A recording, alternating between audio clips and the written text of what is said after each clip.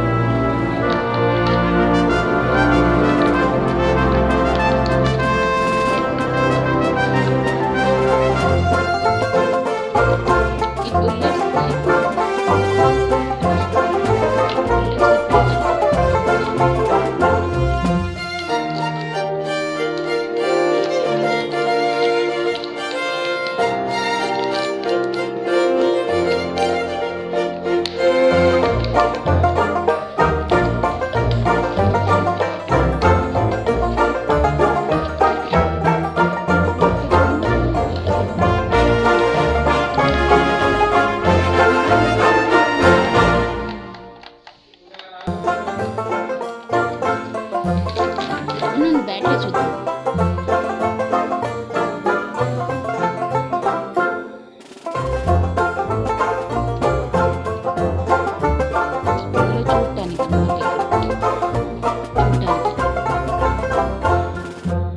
గురి చూసి కొట్టడానికి